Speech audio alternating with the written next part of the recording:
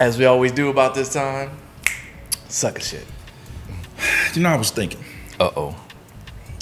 One of my favorite things to do of all time, growing up, even being in school, was to take road trips.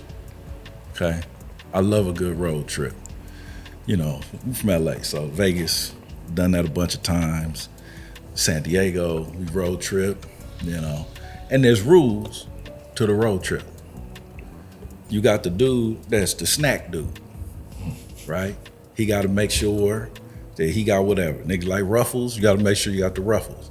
The barbecue policies, not sunflower seeds, I'm from LA. The barbecue policies, yes, you know, you got to have those. You got whatever you're drinking. Yes. All right, then you got the dude that's in charge of the music, right?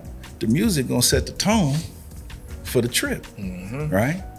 You ain't gonna be in a van full of dudes, you know, playing Sade. We ain't holding hands. Some better have some bass, you know, on the drum. Dude in charge of music, right? Well, the most important person is the person that's driving, right? They're in charge of the safety of everybody in the crew. You gotta make sure if it's a rental car, everything's straight. And if it's your car, you gotta make sure you get the oil change, everything right, right? Can you imagine going on a road trip with a donut tire? Hell no. Right? You go walk up to the family, hey dog. they don't know Michelin. we stop by America's Tire before we roll out. Yeah, man, it's 5 miles. Yeah, exactly. Because a donut is meant for the short trip. Yeah. So what am I talking about? I've been hearing all these conversations amongst women talking about temporary femininity. Well, I'll be agreeable if the guy does this. I'll be more feminine if the guy does this. Now, I don't know everything about femininity, but I know I don't turn my masculinity off. It's not subject to the whims of a woman. So I don't understand why the femininity is subject to the masculinity. To me, it seems like you got that donut tire taking this road trip. Imagine if I invited you over to dinner and you came over and I was like, man, I would have cooked, but I don't have no pots, I ain't got no food, and I don't have no seasoning. Side note, if you go into a black person's house and they don't have Lawry's or Red Rooster hot sauce, get out, okay? It's a trap. Old black folks, they got the wooden knife and spoon or the picture of Jesus. And, okay. And no, he was always close to the fork. I never understood that. Anyway, you got the donut going on the road trip. Now, a relationship is supposed to be for the long haul, right? Right. You got to pack your femininity just like I got to pack my masculinity for the trip. You donut tire road trip niggas, you on some sucker shit. Hey, I didn't see that one coming. All right, I got one more. And I then had we a can conversation dig. about that. I got one more. Shit talking about you're forcing me to put on my masculinity, and I was like, yeah, that would be the end of our any kind of interaction. Because you're embodying something that I don't touch. Right. Do I look like faggotry? I do not. No.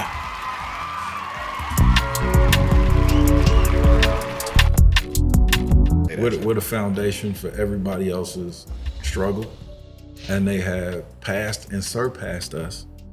The ability of, and again, no slight against anybody's movement, but the ability of 0.5% of the population to get buckets and buckets more of notoriety, attention, and amenities than we've gotten over hundreds of years in a fraction of the time.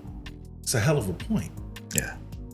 And it deserves to be dug into a little deeper, but it's easier just to get mad at the dude that's telling the jokes, because the real conversation you don't want to have. Right. Which he was trying to have at the same time. I mean, you know, I'm always in support of the jokes. You want equal rights, you get these equal jokes. Okay? I got something like, when I heard Latinx, I was confused. I had to talk to my Mexican homie. I thought they had like a Martin Luther King for Mexicans. Like Malcolm X. Like Malcolm X. I was like, Latinx, is that Cesar Chavez? He didn't even know what the hell Latinx was. We both went and Googled it. That boy work out. Because at first off, for real, I didn't, because they throw these new words out and I don't know. You can't put me in a box, you cisgendered male. I was like, you just put, what is a cis? It's one of them things that you have. That Dr. Pimple Popper be That's one of them things you get to pop. Should be lancing it and then squeezing all the stuff out of it. So who got the next data point? I'm ready, man. Okay, shoot. And I think this is interesting data because one of the things that I've been noticing is it's difficult to have a conversation if you can't understand like the basic facts of something.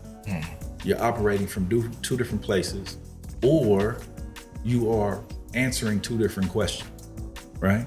How can we solve something when we're not on the same page? Right. So, and are we even looking to solve something? Right. Ooh. So we talk about families and folks getting together, right? I don't think that we have a really good understanding of income, of wealth in this amongst Black people. So I went to the 2019 Census Bureau, and here's the tripped out part. That number, when the next reports come out, is gonna shift drastically post-pandemic. But this is 2019. So, upper class.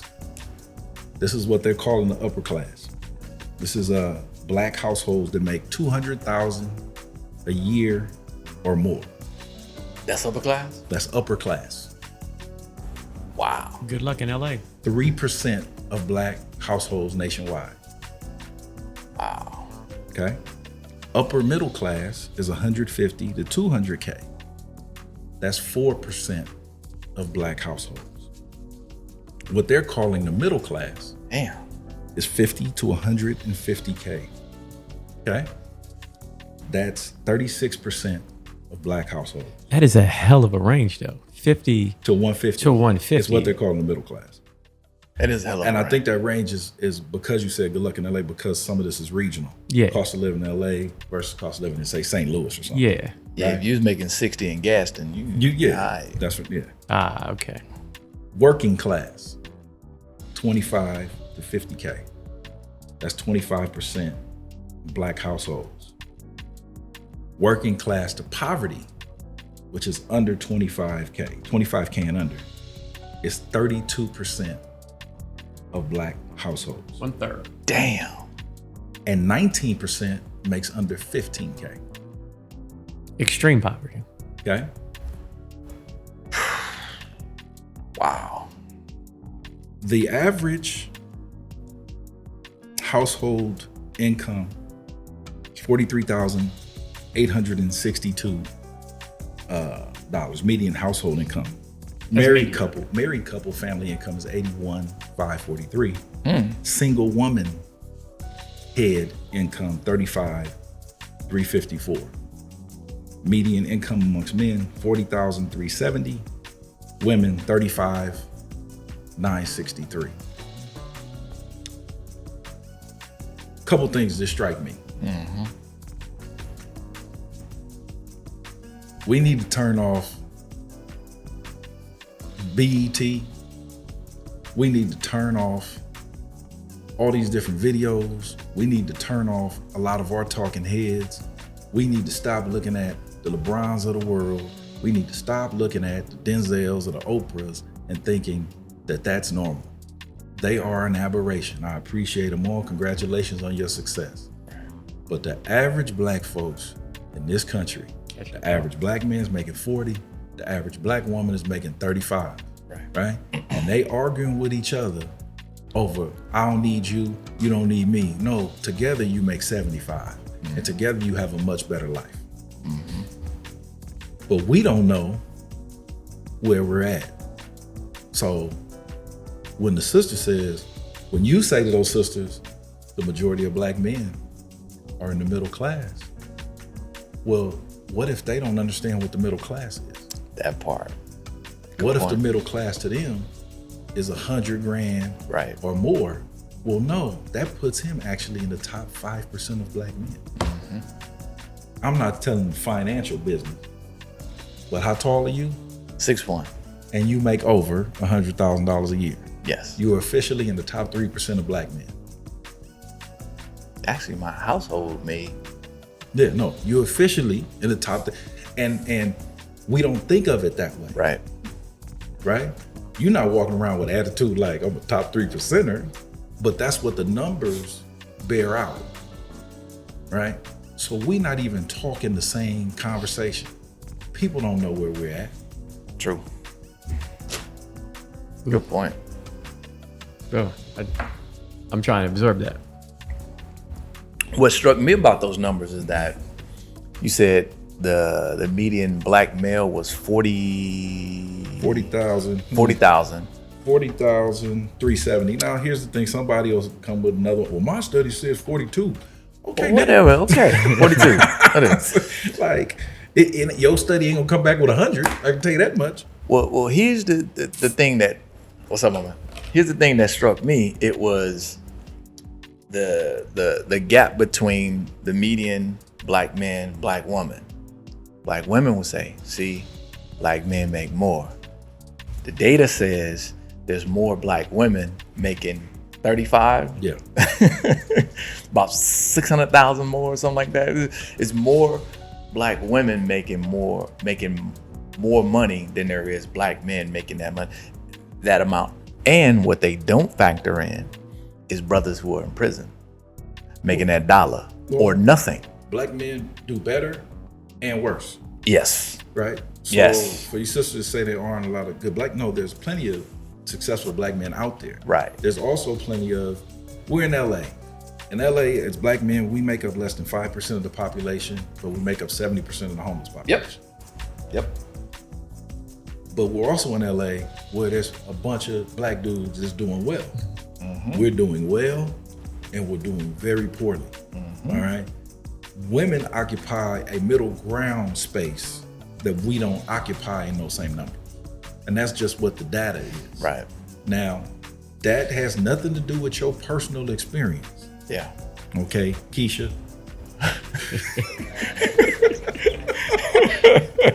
Well, in my life, well, they surveyed the population of the United States, not 38th Street.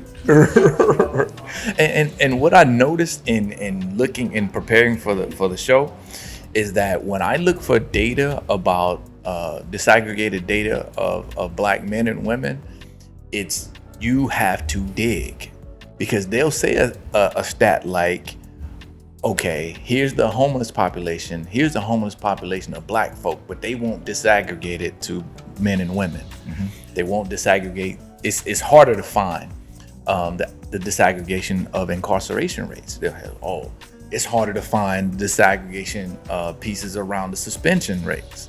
So it would make it seem like black people are having an experience. But actually, when we look at the data, and that's the problem with our folks that you said, we don't know. We don't know the data.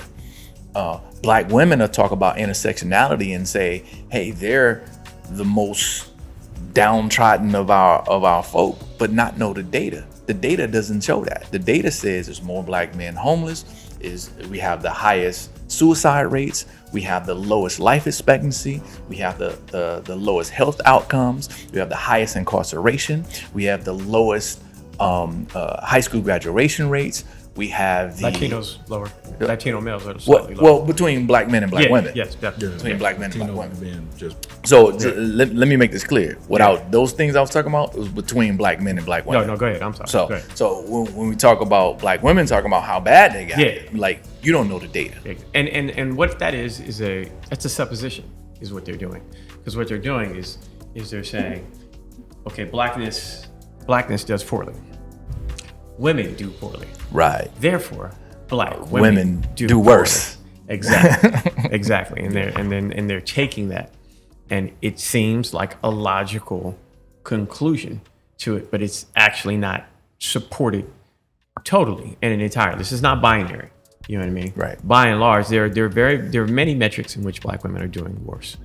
However, consistently across the board, and this is not by accident. It's not by accident. Right. Black men are catching hell. This is systemic. It's systemic, and it is long standing. We need not, like, we can go back to the beginning of mass incarceration with the vagrant laws post-slavery. Now, can we say that it was worse for black men because they were on the chain gang and working in prison profit schematics in the 1870s? Or, you know, we can say it was terrible for black women to be abandoned in that space and utilized and abused by that same white society, you know, taken into homes to take care of white children, raped, taken advantage of, still being, families still being dispersed and spread about, and snatching of young black males from these women. So, you know, we're not going to sit here and play the oppression Olympics with it and talk about what was worse. We have a full understanding of it because we could see the manifestation of it in this day, you know, right here.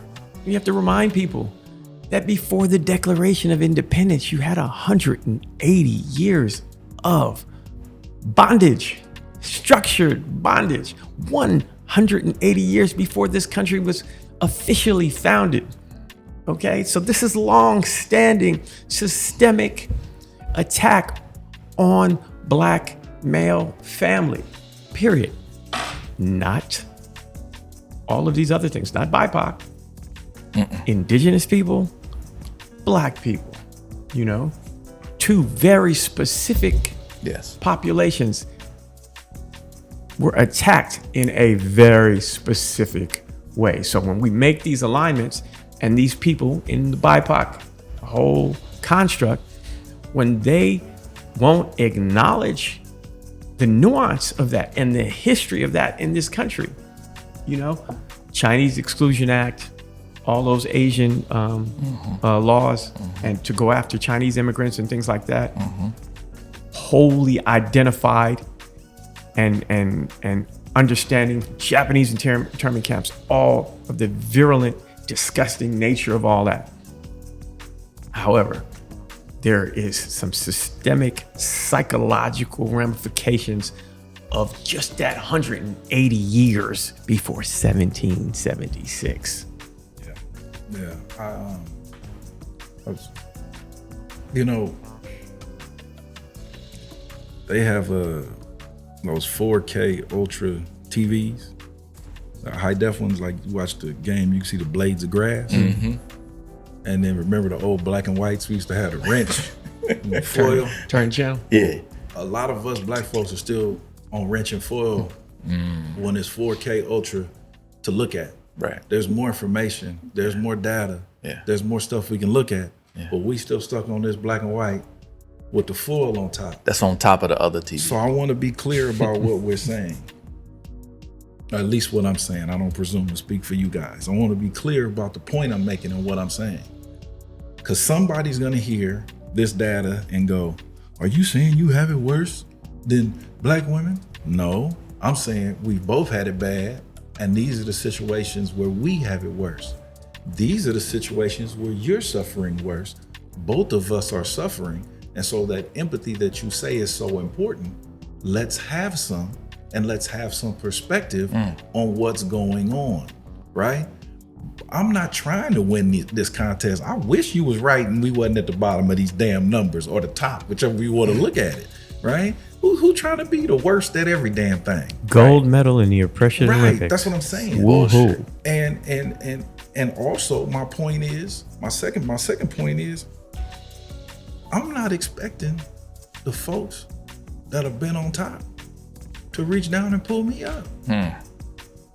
But see, the game in the Olympics is to make a little bit of noise, and then 1 or 2% of us get some gigs and some money, and then they say, okay, all the rest of you Negroes, calm down, everything's fine, nothing to see here. Look at these 2%. Right? And these numbers get worse and worse and worse. Yeah. Right? There is money to be made from our dysfunction. 40,000 to 35,000 in a household versus 75, where the average married was 81, right? Okay. Here's some other facts. Women consume more than men. If you are single as a woman, they have programs designed for your consumerism, because that's what America feeds off of. They profit off of us not being married. We have enriched them. Married couples spend less money recreationally. They have more savings, they have more retirement, they have more investments. So you want to talk about wealth and strategy? We are far better together than we are apart, and it's just been proven. Yep. I mean, take a look. Let's go simple metrics. Break it down very, very small. When was the last time you walked into a clothing store, like say a Gap? What happened to the men's section? You mean them 2 jeans and a pair of drawers in the corner? Man. And then bubblegum white shoes? Go into What's any the Gap? department store. Yeah. And look at and look at the Yep. the metric of it and say, what in here is male centric and what in here is female centric, and just look at it and look at the rate. Look at the number one growth in tourism outside of ecotourism is packaging safe tourism for women. So creating these spaces where you got these all women tour groups and packages, where women can travel and be safe because of all the dangers that comes with it. Booming. It is booming. And I was talking to Jay the other day. I was at Macy's. He's getting a pair of shoes or whatever and what you said struck me. Whole bottom floor, women. The second floor, and we were at Beverly Center. The second floor was men's shoes, bedding, cookware, It was a bigger section for pots. kitchen, all that shit. They still had Paula Dean in there. For real. Paula Dean. Special on nigga skillets. You know what I'm saying? Yeah.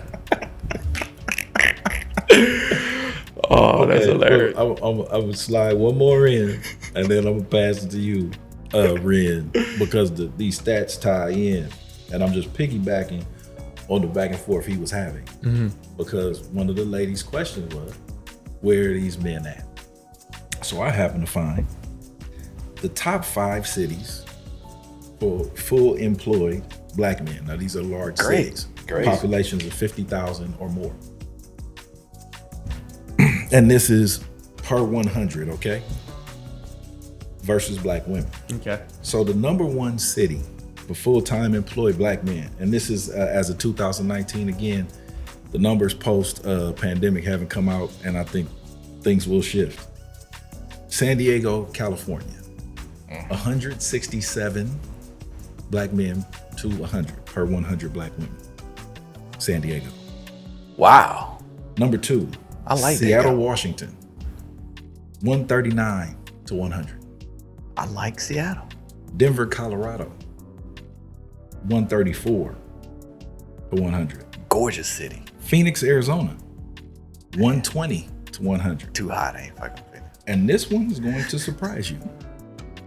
Minneapolis, St. Paul, Minnesota, at 117. Now, Too cold. also happen to have the bottom 5. Atlanta. Number 1, you'll never guess. Milwaukee, Wisconsin, 81 per 100. Oh, wow.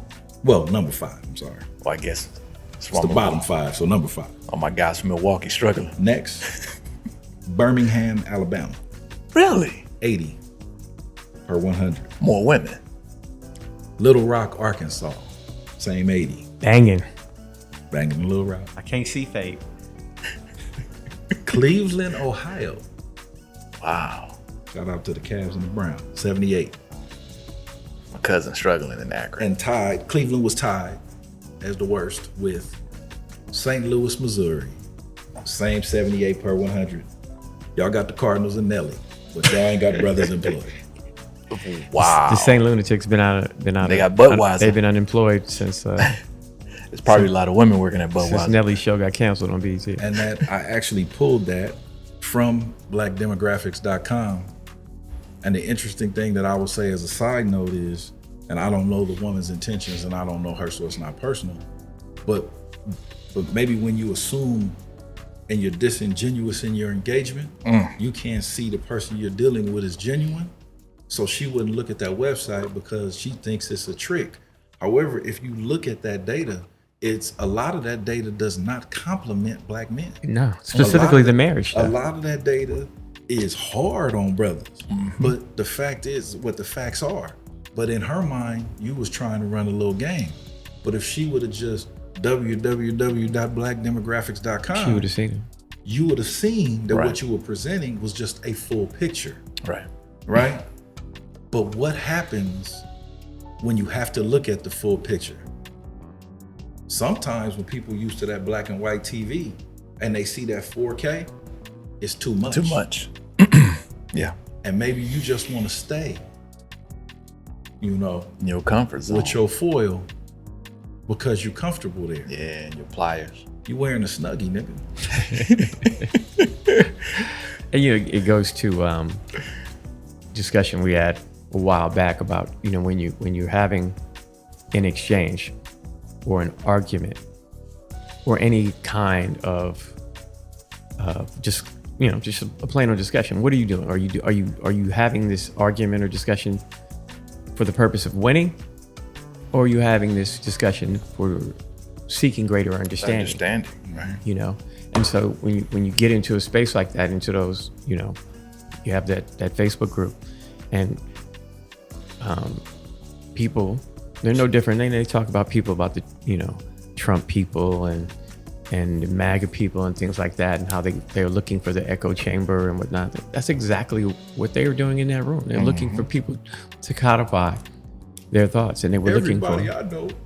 exactly. Shout out to Love Chronicles. And so if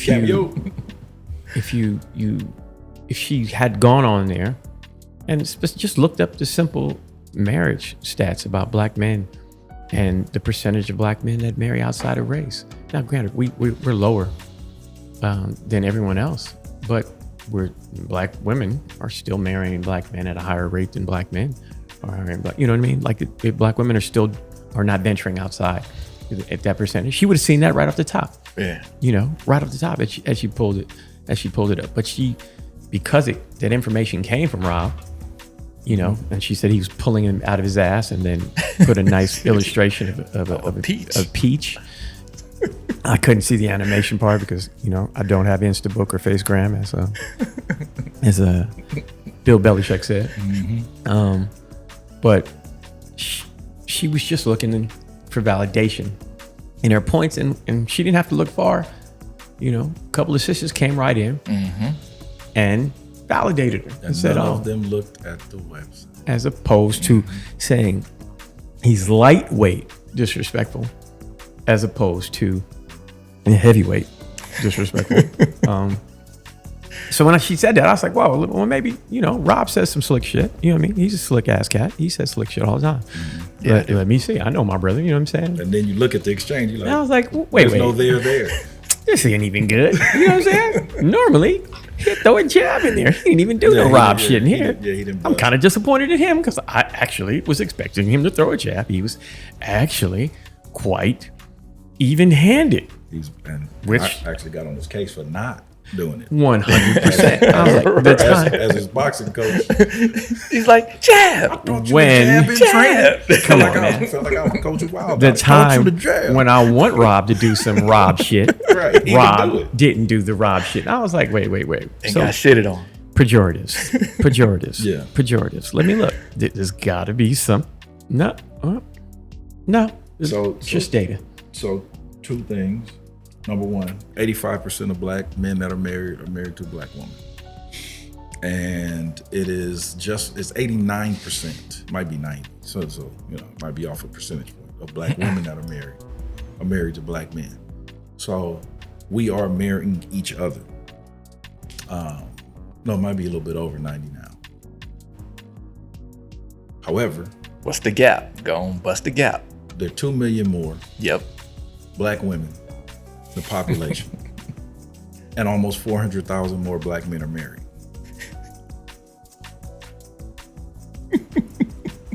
So what I'm sink in. so this is what I'm saying. I'm saying something twofold. We are about holding men accountable, striving to be the best man possible, not what my idea of your manhood is, but the best version of yourself. But in doing that, I will not ignore data and statistics, because if we're going to work together, there has to be a genuine conversation. And here's the part that we have to come to an understanding. And I don't care about what all these terms people throw out, oh, modern, I'm this, traditional. Whether modern or traditional, here's my question to the ladies. What percentage of y'all are gonna get down on your knee and ask your dude to marry you? That'll be that half. I think that's gonna be that one half of 0.54, 1%. right? 1/2 of 1%. So if you want a relationship, one thing that has to happen is that man has to get down on one knee and propose, right? That means that you have to inspire that man to do so.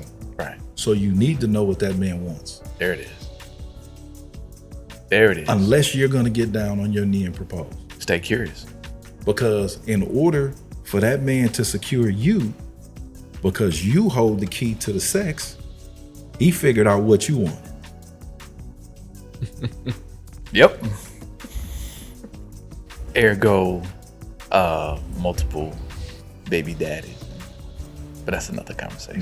No, that'll be on our Tyrone episode. The Tyrone, yeah. since we're going to the Badu concert.